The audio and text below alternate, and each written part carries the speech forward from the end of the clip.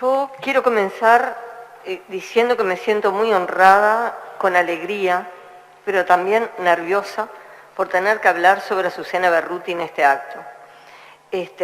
Azucena Berruti fue una mujer muy destacada y honrada porque Azucena es una mujer socialista de mi colectividad política.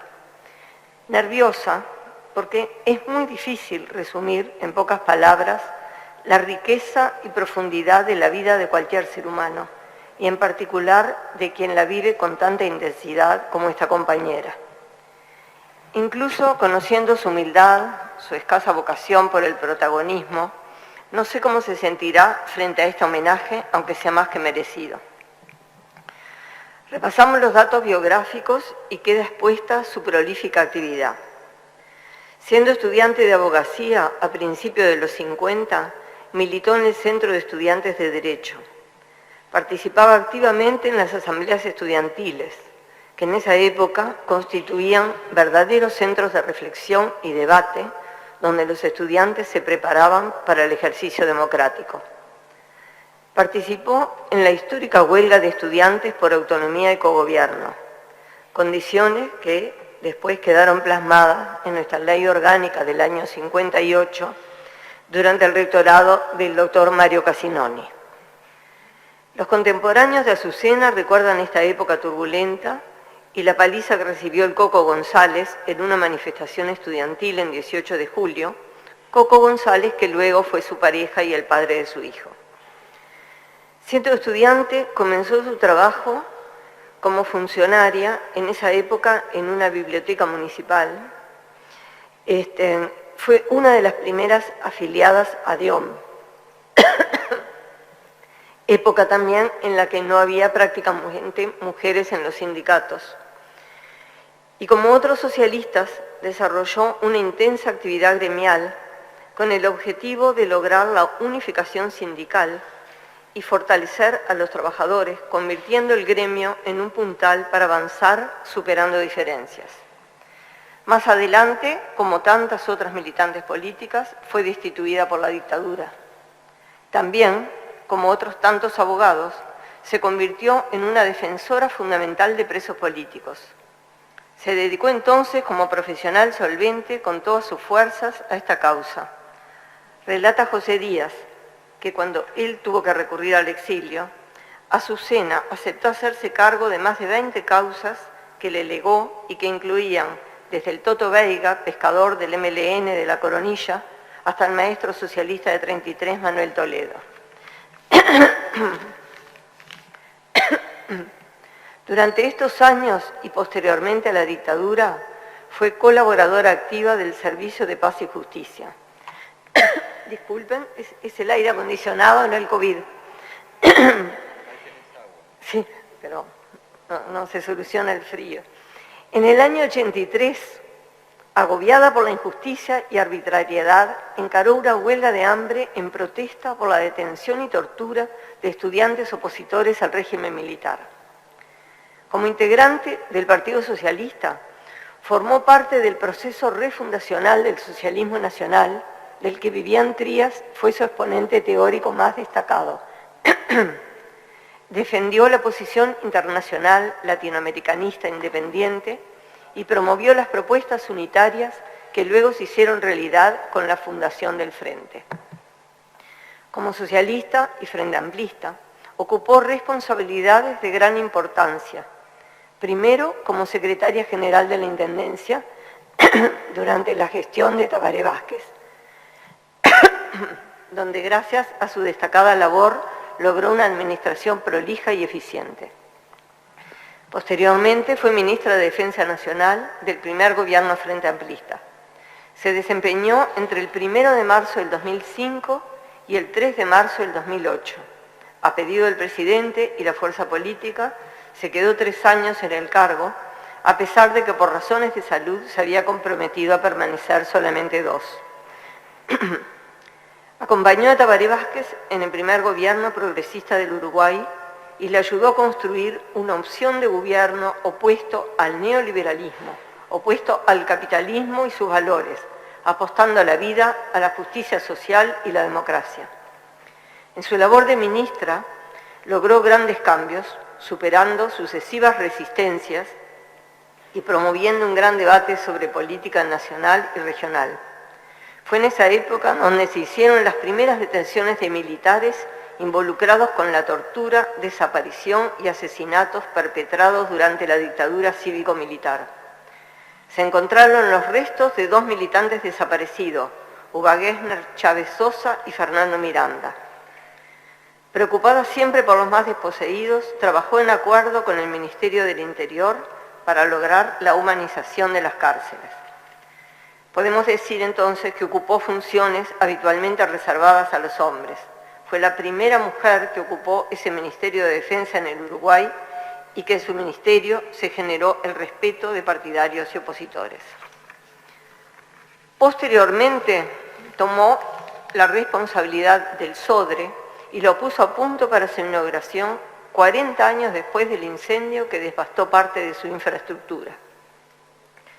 Toda su vida y su desempeño en la función política ha sido una demostración de austeridad, de ética y de coherencia con sus convicciones. Todas las actividades en las que se desempeñó con esfuerzo, inteligencia e idoneidad tuvieron un móvil en común, que fue el compromiso con los más vulnerados. Nunca se permitió obtener un beneficio personal. Desde el gesto pequeño de llevarse la bolsita de té, siendo secretaria de la Intendencia, porque los montevideanos no debían pagar por sus gustos, al juicio inflexible ante cualquier acto de corrupción o uso de influencias para obtener algún beneficio.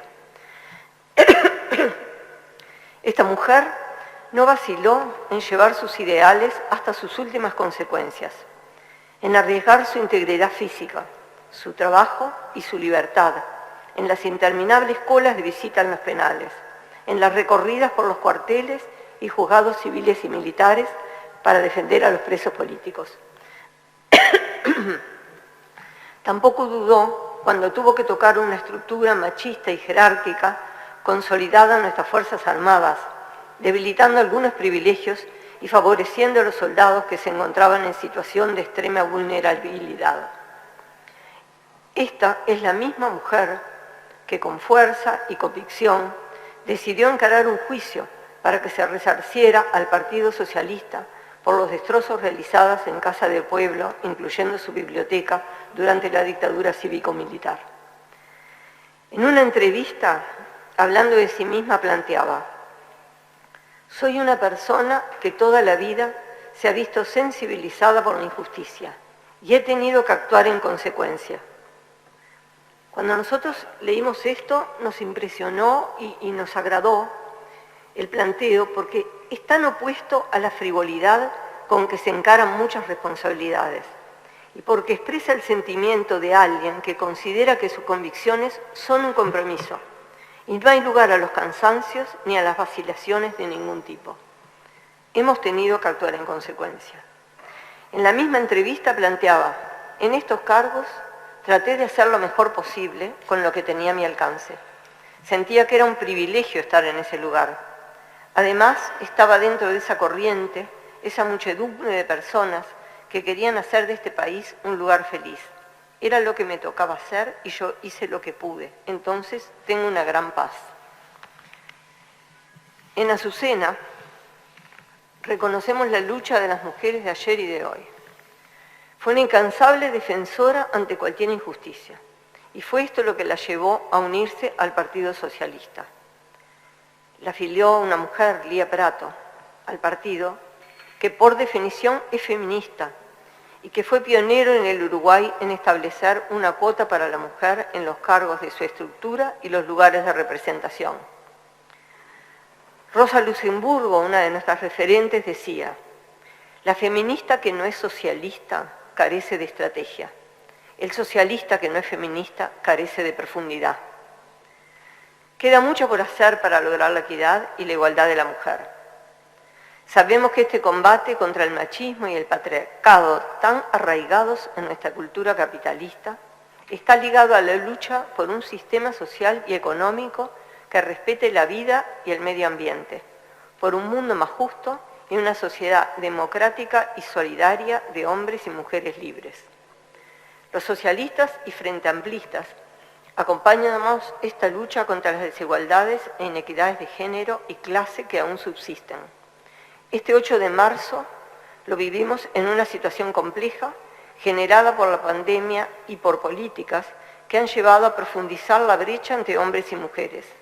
El aumento del número de personas, en particular de mujeres que viven en la pobreza, la diferencia en los salarios.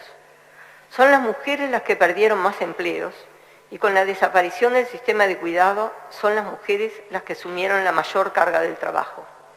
También, en otro plano, se constata una disminución de mujeres en los lugares de decisión en la administración pública, a la que hacía referencia recién la senadora. ¿Por qué es importante para nosotros homenajear a Azucena en este Día de la Mujer y en particular en la situación que estamos viviendo? Porque Azucena es una mujer socialista, ejemplo de generaciones de mujeres socialistas por su compromiso y por su lucha incansable, por la convicción y la certeza de que es posible la construcción de un mundo mejor. Porque Azucena Berruti es una mujer oriental de trayectoria ejemplar, como militante gremial, promoviendo la unidad de los trabajadores, como funcionaria pública esforzada e intachable, como abogada defendiendo sus principios y los derechos humanos, como socialista, frente amplista y gobernante, representando los intereses de los más vulnerados y la clase trabajadora. Y porque, como ella misma decía, su mayor preocupación es darle un sentido positivo y de alegría a la sociedad. Me sumo al saludo a todas las trabajadoras de esta casa, sea el lugar que ocupen. Y afortunadamente la historia del Uruguay reconoce muchos ejemplos de mujeres comprometidas con el tiempo que les tocó vivir. Mujeres que han enriquecido la ciencia, las artes, la política, la sociedad uruguaya toda. Mujeres que han entrado en la historia y otras tantas que, como decía la senadora Ciaín, desde el anonimato han protagonizado revoluciones cotidianas y han hecho el Uruguay un mejor lugar para vivir. Son muchas las mujeres con quienes estamos y estaremos en deuda como ciudadanía. Los compañeros y compañeras de este cuerpo seguramente evocarán a otras tantas. Si la construcción colectiva de una identidad de género reconoce íconos, uno de ellos será siempre, yo creo que para nosotros y para el Uruguay todo, la señora María Bernabela Herrera, o como la conocemos todos, simplemente Belela. Bajita, menuda, de voz tenue, renuente a los homenajes, es en cambio, desde mi punto de vista, merecedora de todos ellos. Así lo ha entendido la comunidad local e internacional, que ha recogido su contribución en ceremonias, reconocimientos, gestos que no hacen más que dar cuenta de la entrega que ella ha vivido. Los Herrera son parte del linaje fundador de Montevideo, llegados al Río de la Plata con Bruno Mauricio de Zavala. Su familia ocupa un sitial en nuestra historia y en nuestra cultura. Sin ir más lejos, un presidente de la República como Julio Herrera Lloves y un poeta de la estatura de Julio Herrera y Reisig. Su padre, Carlos Herrera, arquitecto, curador, especialista en las obras de Figari, simpatizante del Partido Comunista, que nunca llegó a afiliarse, tuvo amigos comunistas notorios como el ingeniero José Luis Macera, el historiador Eugenio Petit Muñoz, crítico de música, de artes plásticas, y su madre, María Elena Sanguinetti García Lagos, maestra, pianista, amante de la ópera. Ese matrimonio tuvo 6 hijos y Belela fue la mayor de ellos. Belela se casó con César Charlone, es madre de 5 hijos, y el gobierno de Pacheco Areco, en 1970, nombró a Charlone embajador en Santiago. La familia se instaló en Santiago con todos sus hijos, menos César Jr., que viajó a Brasil a estudiar cine y que hoy es uno de los orgullos del Uruguay como director de cine. Esa década que Belela vivió en Chile alumbró la mujer que hoy conocimos y conocemos y admiramos. Al llegar a Chile y a pedido de su padre, Belela se acercó a la pintora Adela del Carril, ex mujer del poeta Neruda. Se hicieron grandes amigas, frecuentó las tertulias de los viernes en la casa de Delia y se vinculó con la bohemia artística chilena que empezaba a vivir la vulneración de los derechos. Siguió con mucho interés el proceso político de entonces, recuerda Belela. Cuando ganó las elecciones, la Unidad Popular, llegaron muchísimos uruguayos a Chile, muchos de ellos perseguidos políticos, otros lo hacían por opción, para vivir aquella revolución de las empanadas y el vino tinto, como la llamaba Allende. En 1973 fue el año de los golpes de Estado, primero en Uruguay, después en Chile. Cuenta Belela, abro comillas, el 11 de abril salí de mi casa a las 8 de la mañana a llevar a mi hija hasta la Plaza Italia, pues ella iba desde allí a la Facultad de Arquitectura. La dejé, observé que los autos estaban volviendo para el barrio Alto. En ese momento encendí la radio y tomé conciencia de lo que estaba pasando. Cuando llegué a casa, escuché el último discurso de Allende por Radio Magallanes y me puse a llorar desconsoladamente. Al rato empezó a llegar gente de la embajada que quedaba a 2 cuadras de La Moneda. Un grupo quedó en mi casa porque era imposible que volviera a la suya. Los teléfonos estaban bloqueando, se iban conociendo las noticias. La instrucción para la embajada uruguaya fue no recibir extranjeros, solo recibir uruguayos que quisieran volver a Uruguay. A partir del 11 de septiembre de 1973, refugiados y exiliados en Chile comenzaron a golpear la puerta de la embajada, que en esos días recibía a una veintena de personas a pesar de las instrucciones del gobierno uruguayo. Mientras tanto, Belela recorría Santiago ayudando a asilar uruguayos y a otros latinoamericanos. Se estima que cuando el golpe de Estado en Chile había unos 10.000 extranjeros que provenían de muchos países latinoamericanos. En diciembre del 76, el terror del régimen de Pinochet se despliega furibundo y las violaciones a los derechos humanos eran aberrantes, como después supimos y comprobamos. En 1990, la cantidad de muertos y desaparecidos superaba los 3.000 y las víctimas directas o indirectas eran más de 40.000. Allí, particularmente en los centros de detención, llenos de militantes políticos y sociales, particularmente el Estadio Nacional, con miles de brasileros, argentinos, guatemaltecos, ecuatorianos, uruguayos, bolivianos. A esa altura, el gobierno uruguayo había decidido sustituir a Charlone por Roberto González, embajador con mayor afinidad con la dictadura, y Belela atravesaba la ciudad en su hoy famoso Fiat 600, llevando y trayendo gente, salvándolas. El contador Enrique Iglesias, amigo personal de Belela hasta el día de hoy, fue decisivo para la incorporación de Belela al Alto Comisionado de las Naciones Unidas. Su trabajo, su valía, su entrega la convirtieron en una referencia para todos los que militaban en la defensa de los derechos humanos. Permítansenos recordar en un destello de esperanza en vísperas de la Navidad del 76, en medio del horror del terrorismo de Estado, la participación activa de Belela en la investigación, el hallazgo y la resolución del caso de los hermanos Julien, que como todos sabemos, sus padres habían sido secuestrados por la dictadura y esos niños abandonados en una plaza en Santiago, que después de recorrer durante mucho tiempo todas las organizaciones de derechos humanos, esos niños aparecieron. Y tal como lo narra Lucía Gardioli en Sala de Redacción, mientras en Buenos Aires una mujer buscaba desesperadamente a su hijo, Roger Julien, el padre de Anatoly Julien, y a su nuera, Victoria Grisonas, el matrimonio de uruguayos que había sido desaparecido junto a sus 2 hijas, Belela estaba en ACNUR y ello fue determinante para poder encontrar a sus nietos. 3 años después, en 1979, María Angélica recibió una llamada. Habían encontrado a los nietos, tras la intensa búsqueda de la que participaron numerosas organizaciones internacionales y en la que Belela jugó un rol fundamental. Con la perspectiva que hoy nos da la historia, la investigación y la lucha de tantos por esclarecer la verdad, hoy dimensionamos que esos fueron los primeros niños desaparecidos encontrados, hallados, en una circunstancia histórica donde aún era inimaginable la magnitud del secuestro y la apropiación de niños.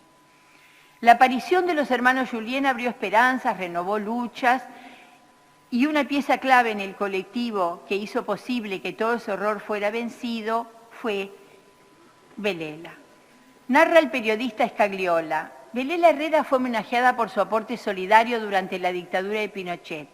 Un papiro con su nombre bordado en letras de oro y acompañadas de un clavel, atado con los colores de la bandera chilena, le fueron entregados por la propia presidenta Bachelet y su canciller. La ceremonia puede descargarse en internet. Hay que ver el aplauso que le dedicaron y que ella respondió con un beso que lanzó al aire como una promesa. Hoy, en conmemoración del Día de la Mujer, elegimos estas horas de su vida, porque creo que resumen en un puño la grandeza de sus actos y en esa entrega ha vivido los años que le siguieron. Belela fue representante ante el Alto Comisionado de las Naciones Unidas para los Refugiados, en Santiago de Chile, en Brasil, en Costa Rica, en Argentina, en los años más duros de la dictadura. Fueron años de profunda generosidad y compromiso, muy lejos de la comodidad y ajenidad que su cuna le hubieran permitido. De su origen social privilegiado se reinventó para enfrentar la violencia desparramada por Centroamérica. Su pasado reciente nos lo trajo más cerca, colaborando desde Argentina para la reapertura democrática uruguaya y más recientemente en Uruguay, trabajando incansablemente como viceministra de Relaciones Exteriores. Sus cargos institucionales, su militancia, han sido siempre una trinchera de lucha contra la impunidad de los delitos cometidos por civiles y militares durante la dictadura, contra los abusos en democracia y en favor de los refugiados de los más recónditos orígenes del mundo. Fue también una profunda serenista y una colaboradora incansable del Centro de Estudios 1813 junto a nuestro querido general Seregni. Tal como recoge también Scagliola, Belela hizo todo lo que hizo con compromiso y compasión. ¿Y la compasión qué es?, decía ella, es trabajar con pasión. Ella lo explica muy didácticamente, moviendo sus manos, como todo lo que la conocemos para redondear su expresión. Animada por los mismos valores, recibió la causa nada sencilla y conocida como la de los presos de Guantánamo y también la acogida a las familias sirias, con todas las connotaciones que eso puede tener. No se me ocurre otra manera, para ir terminando, de resumir lo que he querido compartir en esta sala, que acudir a unas palabras de Galeano con las cuales adhiero al homenaje que se realizara en 2014 por su vida en defensa de los derechos humanos. Galeano decía, no puedo estar ausente en este acto de justicia donde tan escasas como excepcionales son las pruebas de que la justicia existe. Belela es un símbolo de esta persistencia, contra viento y marea. El buen toro de Lidia se crece en el castigo, según escuché decir en tierras ibéricas, y mucho más se crece cuando el toro resulta ser tora, hembra, valiente, porfiada, más porfiada que todos los machos juntos. Hermosa sería imaginar un mundo con muchas Belelas. Más hermosas todavía sería que este mundo fuera real, verdadero, visible y escuchado. Finalmente, la mejor manera de conmemorar nuestro día es traer a sala palabras de la propia Belela. Ella dice, durante toda mi vida creí y creo que la mujer tiene un talento natural intrínseco en el trabajo en equipo y en la difícil tarea, para algunas, un arte de la negociación. Muchas veces me tocó muy de cerca ver las injusticias contra las violaciones sistemáticas de los derechos humanos, pero aún en las peores circunstancias me encontré con mujeres que luchaban por hacerse fuertes en el dolor, en el trabajo de equipo, en la negociación, como la mejor arma entre todas las armas. Quisiera que este reconocimiento sea algo más que un homenaje personal, que sea un reconocimiento a todas las mujeres de América Latina que muestran por una sociedad de iguales, sin más diferencia que los talentos y las virtudes, decía Belela. Por lo tanto, quiero también aquí hoy transmitir el saludo que me hacen llegar sus hermanos, su familia, que por obvias razones no están hoy aquí, que hubieran querido estar aquí acompañando este homenaje y envían un saludo y un agradecimiento muy grande a este cuerpo por esta sesión. Muchas gracias, señora presidenta. Gracias, presidenta. Brevemente, creo que lo primero que corresponde es en este día donde estamos reconociendo a mujeres en el marco del Día Internacional de la Mujer, sumarnos a todos los reconocimientos realizados en esta sala por parte de las representantes de los diferentes partidos. Y como ya se dijeron muchos datos biográficos, en lo que tiene que ver con la militancia de estas mujeres, en lo que refiere tanto a Belela como a Azucena, yo quisiera dar un marco, en realidad, a estos homenajes, a las mujeres que considero precursoras del trabajo de todas estas mujeres reconocidas en sala. Entiendo que se transforma en este instante en oportunidad para fomentar el interés en el papel de la mujer en la historia. No es noticia que los propios estudios históricos, así como el trabajo de la academia, no siempre han reflejado, o lo ha hecho débilmente en todo caso, ese rol, lo cual constata la invisibilidad histórica de las mujeres, hecho que se consuma aún habiendo sido parte de la mitad de la población mundial. Hablamos de un fragmento de la población históricamente marginado, al punto de no haber sido incluido en las páginas de la historia en varias oportunidades, al menos en un lugar preponderante, justo. Las mujeres durante mucho tiempo no fuimos consideradas agente protagonista de cambios históricos, señora presidenta. Las páginas de la historia de la humanidad le han reservado espacio a las santas, a las reinas, y en menor grado a estatistas o reformadoras, no sin tejer al mismo tiempo historias paralelas sobre su conducta, adjudicando en algunos casos el mote de locas, o poco femeninas, en el mejor de los casos. Para quienes creemos que las mujeres somos algo más que integrantes de la fuerza motriz de una o diversas clases sociales, para hacer una referencia a la concepción marxista, para quienes creemos que lo privado es político, la conmemoración de esta fecha, su connotación histórica, es un factor reivindicativo permanente. Por eso quiero, además de sumar a estos reconocimientos, hacer una referencia a 3 hitos en la historia de nuestro país: el grito de Asensio, la batalla de las Piedras y el éxodo oriental, o la Redota, que contó con la presencia insoslayable de mujeres que permanecieron muchas veces invisibilizadas durante mucho tiempo. Las lanceras, mujeres de todos los vectores sociales, criollas, indias, afrodescendientes, fueron protagonistas de la revolución artiguista. Combatientes, montoneras, no estaban allí de espectadoras, ni acompañando a los héroes o asistiendo en el campo de batalla. Melchora Cuenca, paraguaya, Juana Bautista, entrerriana, la China María, Soledad Cruz, afrodescendiente, Victoria, la payadora, desafiando con sus cielitos al enemigo. Fueron muchas las mujeres revolucionarias que marcaron con acciones el campo popular en un momento de ruptura del orden colonial.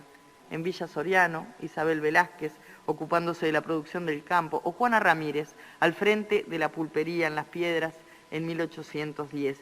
Son precursoras. En este caso, quiero hacer una breve referencia a estas queridas compañeras que la bancada del Frente Amplio definió que iban a ser reconocidas. En el caso de Azucena, cuando el entonces presidente electo, el entrañable compañero Tabaré Vázquez, confiaba en Azucena Berruti la responsabilidad de liderar como principal autoridad del Ministerio de Defensa Nacional, al frente de una institución clave en el Estado para la defensa de la soberanía nacional, y ya termino, asumía esta mujer que tomó con compromiso, además, la responsabilidad de defender a cientos de compatriotas con empatía. En ella, el homenaje a Belela y a todas, reitero, las mujeres reconocidas en este recinto porque son parte de la historia de este país. Gracias, señora presidenta.